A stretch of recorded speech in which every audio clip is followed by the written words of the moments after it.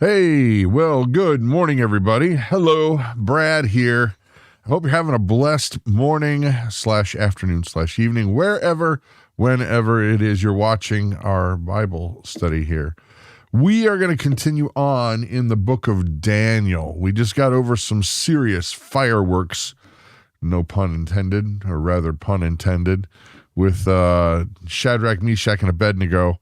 And we're going to continue on in chapter 4. I'm actually feeling pretty under the weather, so if I start, just drooling and pass out, just have somebody, drag me off to the side, and then you guys continue on with the Bible study, because that's more important. But we're gonna dig into chapter 4 here in a second. But before we do, let's see who's here. Let's see. Good morning to Monica Sherman, Mike DeFazio. Good morning to Mary Taylor, Thomas Pearson, Happy Meat Farm Rios. Good morning to Plan with Jen, Pepper Leah, Becky, Southern Prairie Homestead, Kurt. Good morning to Jeanette, Cheryl, Crystal 72, Faith and Family, Jean Marie, Tanya. Good morning to Sally H, Deborah, Heidi. Let's see, Adele. We're scrolling. The Bulletproof Pastor. Let's see. I'm trying not to miss too many people because there's not a lot of folks here this morning. It's Monday morning, usually pretty slow. Deborah, Heidi, Danny. Let's see, Krista and crew. Good morning to Wendy. Good morning to you, Tammy and Mama Bear. I hope you guys are all having a blessed morning. Good morning. Clink.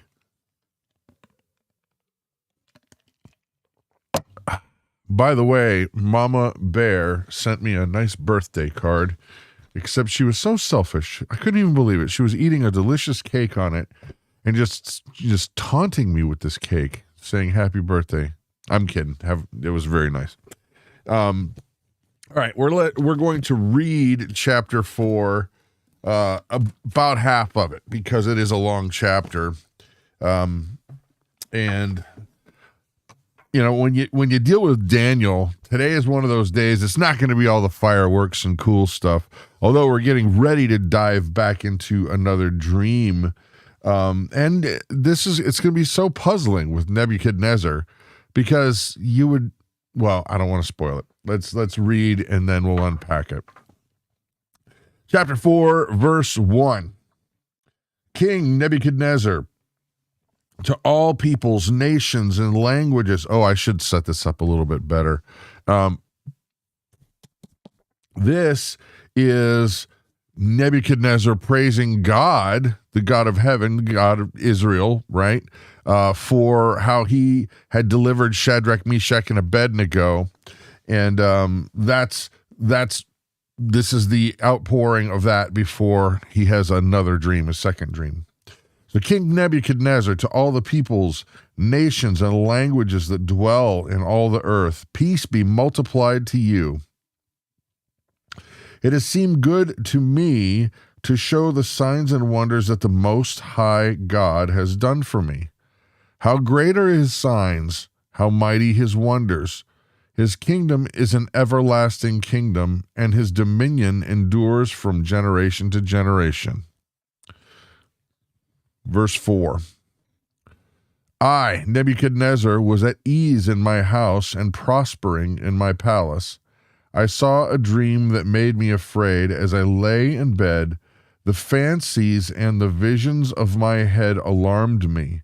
So I made a decree that all the wise men of Babylon should be brought before me, that they might make known to me the interpretation of the dream. Then the magicians, the enchanters, the Chaldeans, and the astrologers came in, and I told them the dream, but they could not make known to me its interpretation. At last, Daniel came in before me, he who was named Belshazzar, after the name of my God, and in whom is the spirit of the holy gods, small g on both of those.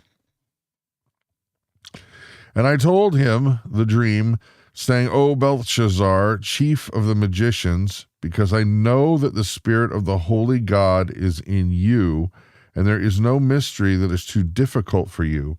Tell me the visions of my dream that I saw and their interpretation.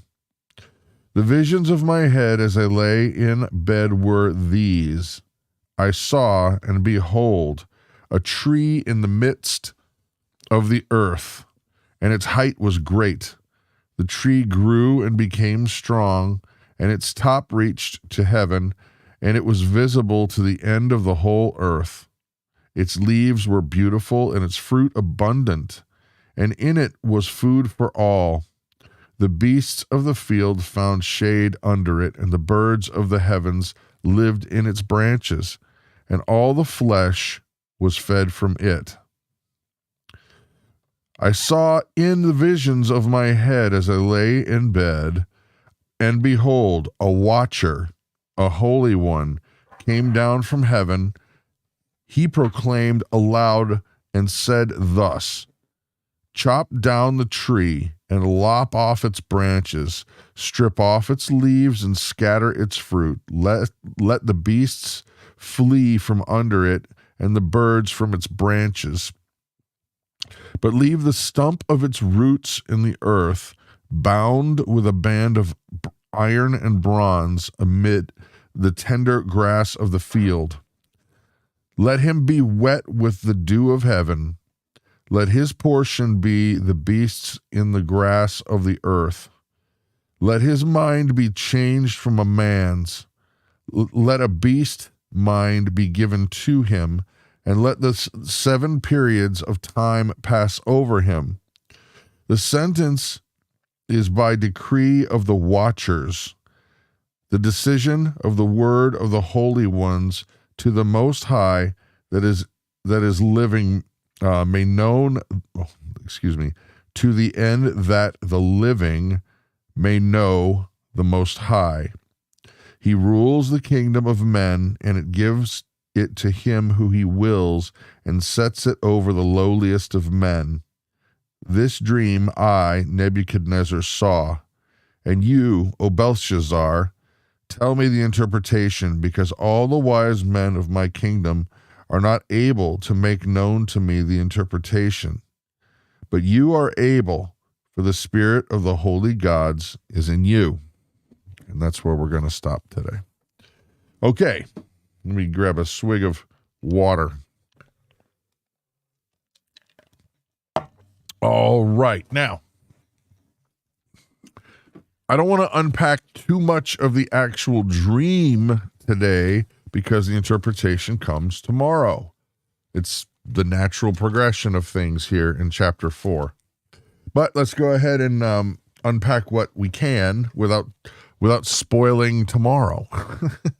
All right, so verses 1 through 3, this is that outpouring of King Nebuchadnezzar's excitement and joy that God had saved Shadrach, Meshach, and Abednego in the fiery furnace. It's basically a yay, God.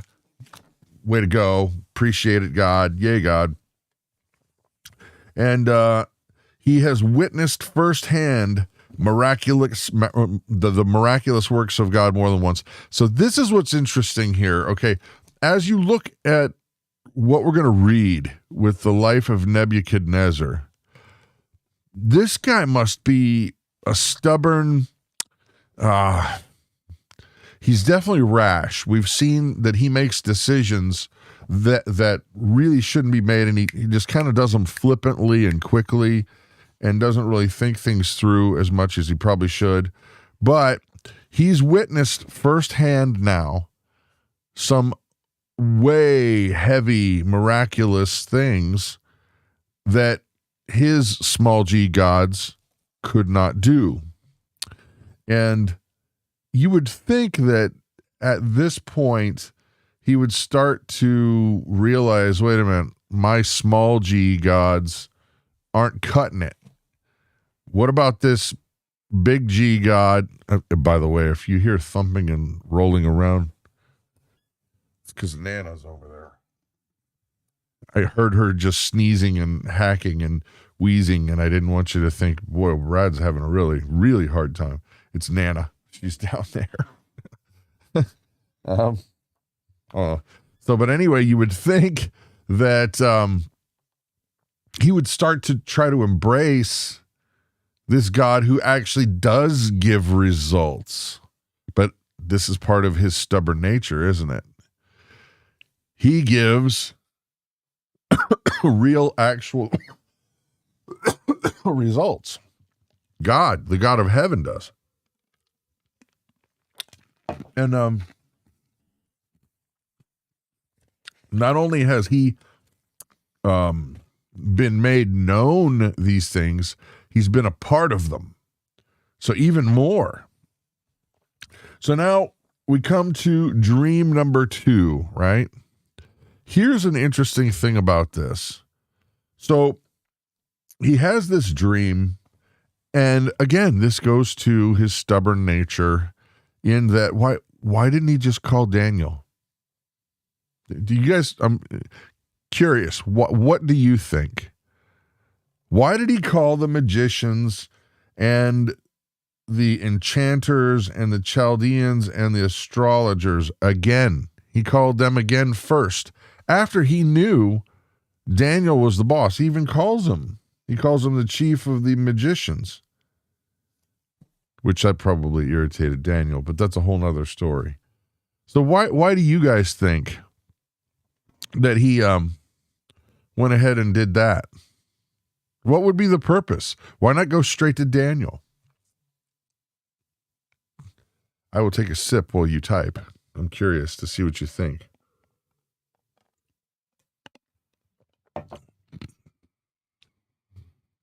Okay. Eileen says old habits are hard to break, especially if you're a nun. Ba-dum-bum. Habit, get it, nun. Habits, okay, habits. His heart was hardened like Pharaoh's. Yeah. Maybe he was afraid to hear the truth of the interpretation. Oh, that's interesting. His possible remaining doubt. Wanted to compare the two. Testing the others first. Okay. The guise of graceless men. They run not to God and to all other refuges until all other refuges fall for them. That's an interesting point. Yeah. Yeah. I think, to be honest, guys, I think we're all hitting on little different pieces of it. I think everybody is got a little sliver of it that I think all kind of goes together. I mean, yes, was there doubt? Probably. Hardening of his heart? Probably. Was he still running from God? Sure. That's clear. And it is true that Southern Prairie Homestead, this is a point that should echo in our lives. Okay, here's the point. You know, it's not just graceless men, I would say, Southern Prairie Homestead. It's a lot of us too, because think about it. We try just about everything before we actually go to God for what our needs are. You know what I mean? It's like, and you wonder, is it like, do we think we're just like inconveniencing God by asking? Or why would we make it the last thing to go to God when we have a need? He's told us to ask. He's told us to make requests. He's told us to come to him like children, lovingly asking. That doesn't mean that the answer is always going to be yes. But we, I think, far too often do that. It's the last thing that we do when it should be the first thing that we do. Of course, now this guy, not Pharaoh, Nebuchadnezzar, he's got this whole nother level, right? He's he's got a whole nother level. But I do find it interesting that he called all those other guys in. And then did you notice that this time he told them the dream? Did you catch that? I wonder why this time he told him the dream. Maybe it was too hard for him last time. You know? What would be the purpose in telling him the dream this time? The nice thing is that the nice thing about it, though, is that they didn't try to BS their way through it. And by that, I mean bologna sausage, right? They didn't try to BS their way through it and go, "Oh, king, this is what your dream means." They probably knew that if they got it wrong, and then Daniel came in and said, "That's not what the dream means. What are you doing?" Then they'd lose their heads. They'd lose their heads. Okay, now, here's an interesting thing, too. In verse 13 and down in verse 17, the term used here for angel is watchers. A holy one came down from heaven. See, now, why I find this interesting is that they didn't use the term angel. Now, if you remember that the beginning of this book was started out being written in Hebrew, then the big chunk in the middle switched gears and they changed it to a different language, remember? They changed it to Aramaic. Then it gets switched back for the very end. Now, that's significant because you'll get words like this that would have meant to Nebuchadnezzar, he would say, "Oh, that's a watcher," where we would go, "That's an angel." And they're meaning the same being, they mean the same thing. It's just that he would have used a different word, and in Aramaic, that's the word he would have picked would have been watcher.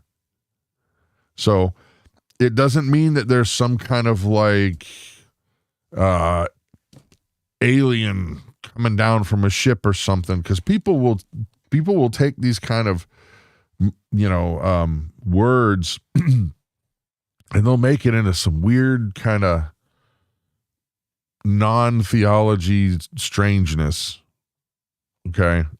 But what he saw, that's the word that he would have picked, which is the same thing that if, say, Daniel saw it, he would have said angel. Oh, it's an angel. Does that make sense?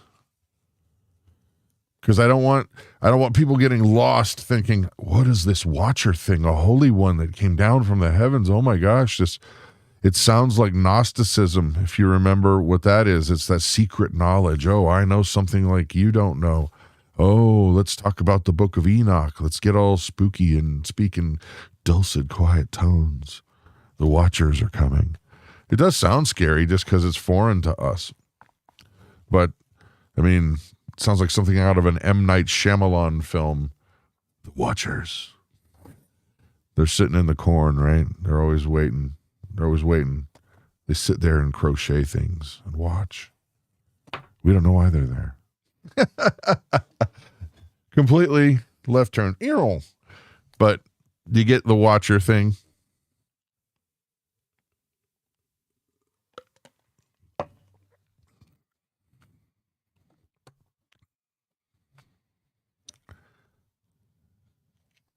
Okay. That's actually those are the notes I have for today. Watchers, those who wore timepieces on their wrists. What were they? Tiny little sundials?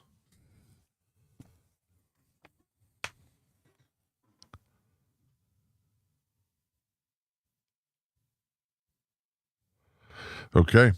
Those are the notes I have for today. Let's see what we got for questions or comments. What do you guys got going on? And by the way, the internet is still screwy here. I don't know what's going on.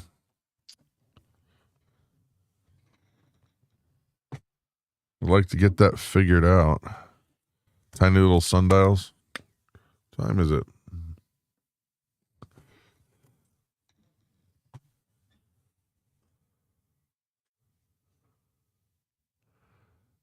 Southern Prairie Homestead says Nebuchadnezzar wanted to believe that he ruled instead of God or anyone else. Oh, that's definitely part of it. That dude has a God complex for days, doesn't he? You know what I mean? Okay, Nebuchadnezzar ruled the known world. The known world. And he witnessed serious miracles from the God of heaven. And still he's like, yeah, but where's my magicians? Somebody get me my magicians. He has a serious God complex. Like, he's in charge. All right. Let's see.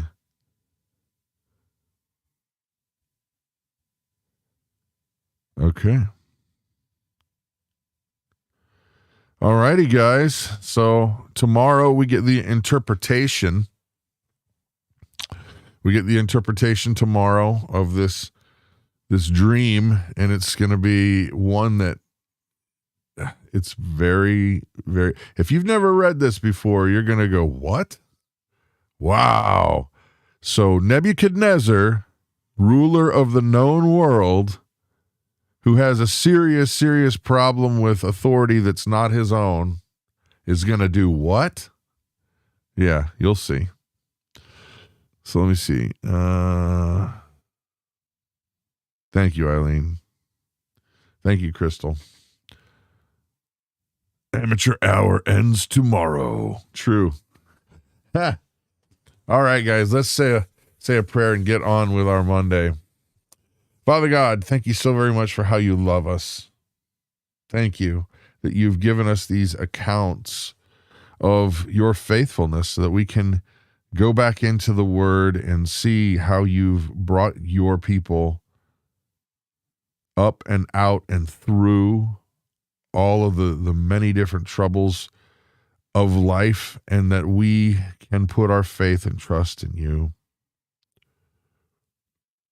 Thank you, Lord. Help us to have more faith. Help us to dig deeper, even as things get darker.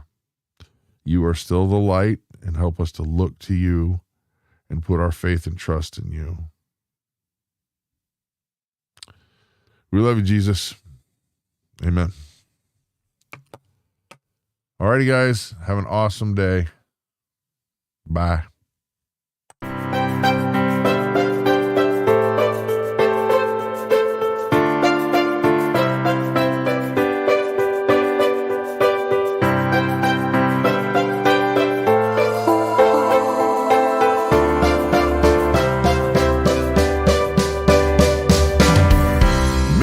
Joyful noise to the Lord, all the earth.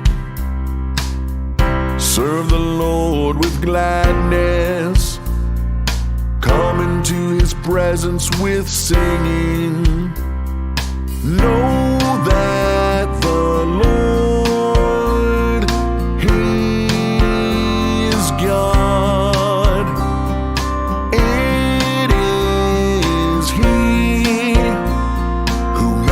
And we are his.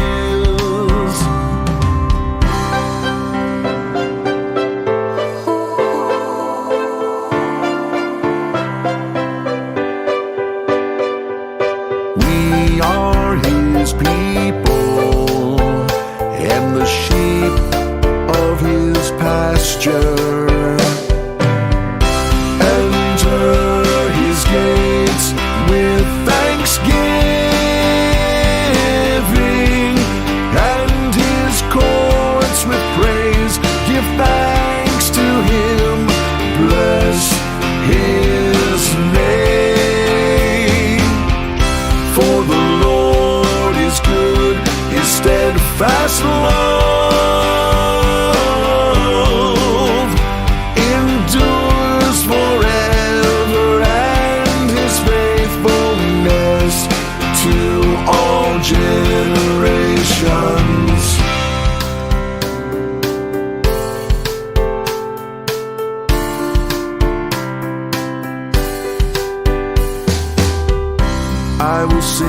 your steadfast love and justice to you, O Lord. I will make music, I will ponder the way that is blameless. Oh, when will you come to me?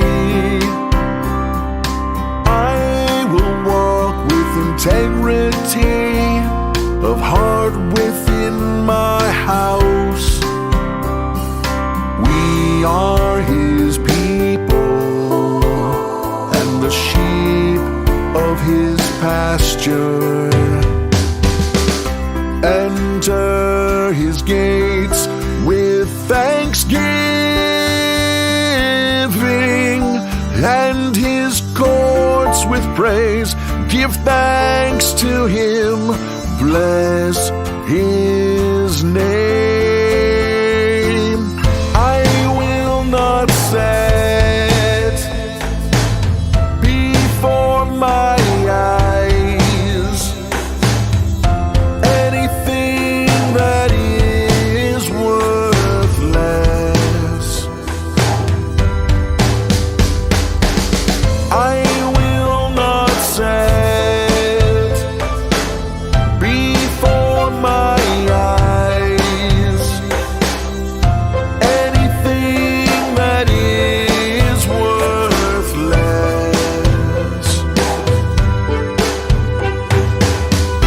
Enter his gates with thanksgiving and his courts with praise.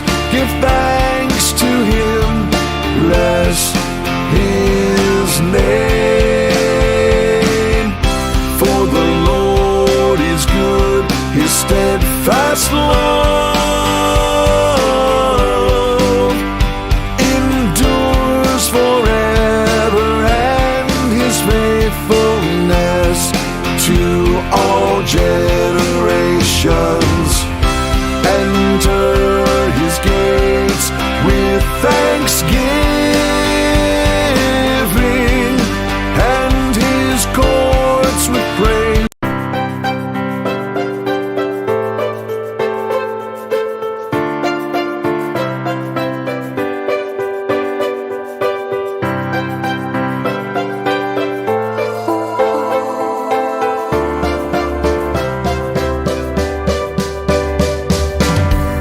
Make a joyful noise to the Lord, all the earth. Serve the Lord with gladness. Come into his presence with singing. Know that the Lord, he is God. It is he who made us and we are his.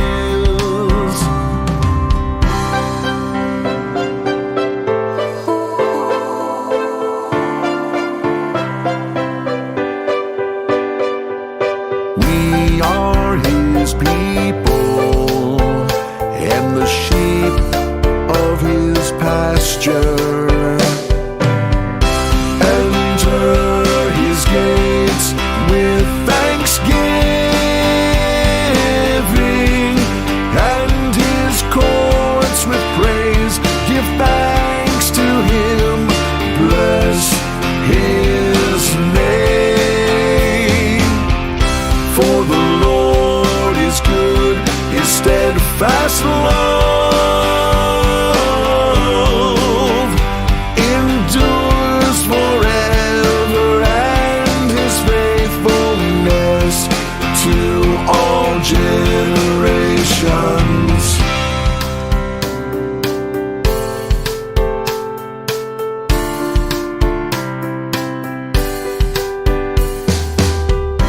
I will sing of your steadfast love and justice to you, O Lord. I will make music, I will ponder the way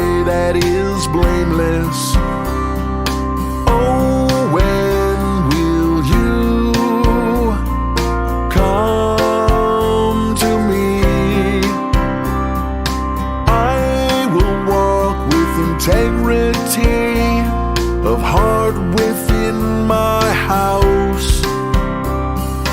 We are